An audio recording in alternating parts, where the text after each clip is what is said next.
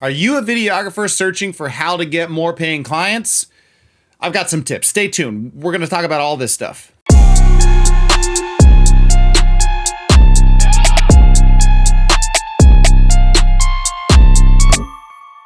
Internet, welcome back. It's Robert Teegarden here again today with another video. Today we're talking about how to get more paying clients, the process, the mindset, the things that you need to do. Before I get started, if you haven't already, go ahead and hit that subscribe button. I post content on a regular basis on filmmaking tips and the business of being creative. So if that's something that you're into, join the community and see us around a lot more often. Catch 22, a rock and a hard place.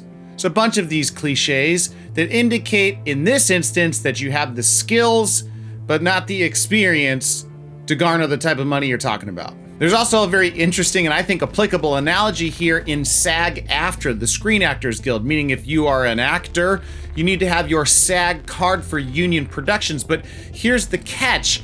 In order to get a SAG card, you need to have SAG union hour shoots. But in order to get SAG union hour shoots, you need to have a SAG card. So there is this which came first, chicken or the egg, rock and a hard place, catch 22 type of scenario that we're talking about. It's the same type of thing with customers. When you want to attract a certain type of customer, a certain type of paying customer, you have to have work that showcases your ability to be able to give that same value to a customer. But in order to be able to showcase that value, you have to shoot the work ahead of time. This is very confusing. Now, I think in order to solve this problem, we need to think of compensation in a new and different way. I think oftentimes what we think about in compensation is just raw cash. How are we going to get paid for the time that we're exchanging? Now, especially when you're starting out, this is probably an error in judgment. I think there's a general rule of thumb that something is either revenue, reels, REELS, or relationships. Now, these are the types of reasons why you would be stepping into a project in the first place. And so I tend to use that barometer in terms of how I'm going to approach a particular client, a particular project. Is it going to generate me money, revenue? Is it going to be something beautiful that I can showcase on my reel? Or is it going to build a relationship that further on down the line could potentially lead to bigger and better work? Now, any project I choose has to occupy at least one of those three things, but it's not just in film or visual creation that I've used this metaphor before. I've used it in a bunch of instances. When I was younger and I had other different companies and trying out different entrepreneurial ideas, I had a detailing company 2 different times. And in the way that I tried to build that reputation of the detail company was to exchange free detail services for reviews on things like Yelp and Fiverr, etc. Now, the reason I would do this is very simple. It's because what I needed to have more than the money in my pocket was a reputation or some type of showcase that said I had the capability of doing work. That work brought value to people, and people were excited and or content with the work that I provided to them. In the beginning of my career, the thing that was way more important than any money I could put in my pocket was my reputation and the proof that I could actually do the work for someone and they got value out of that. Now, my buddy Mark Pasternak said that this is not free work. This is brand building work. I actually couldn't agree more. You can't think of it as a free exchange for your time. You need to be thinking about it as how am I building my brand, building my reputation, building a portfolio for me to be able to showcase I can do this type of work. Now, I've been in this line of work for some time now, and I can tell you that even right now, today, I'm doing free work in exchange for experience.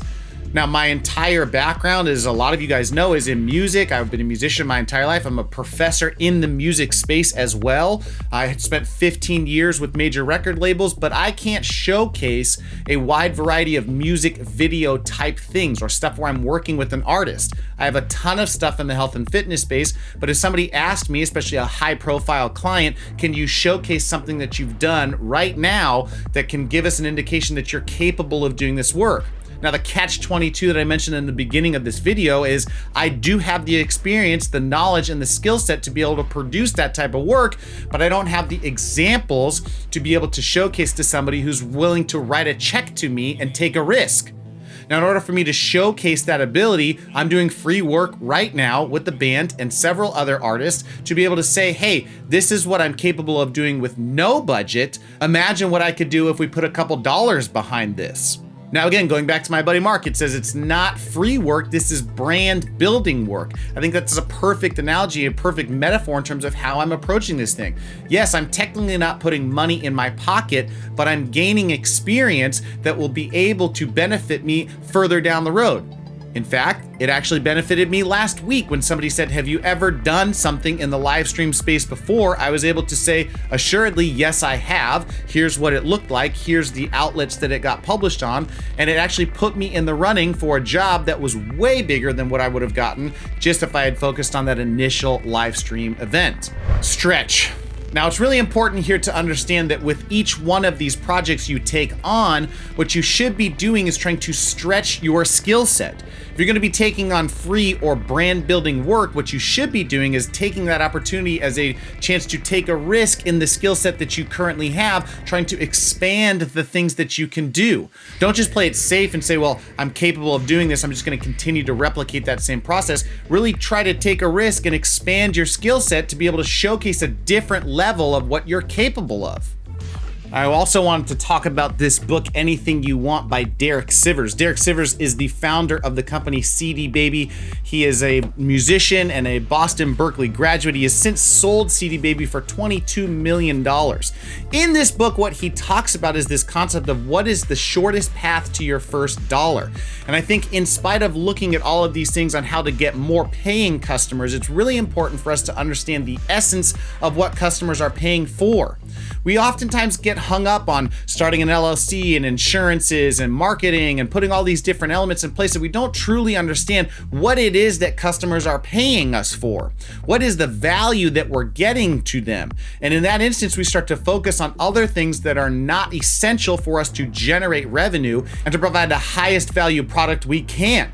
So focusing on this, what is your shortest path to your first dollar, really takes away all of the other nonsense that's in play and allows you to focus on the thing that's going to add the most value to your customers. Now, putting that concept in play along with thinking about the different types of compensation other than money, stretching when you need to, making sure that you have the understanding of building a portfolio that is brand building work allows you to get more higher paying customers more often because you're allowing yourself to be able to showcase the type of work that you can do in the space that those customers exist and to garner the highest price tag possible for you and your creative endeavors.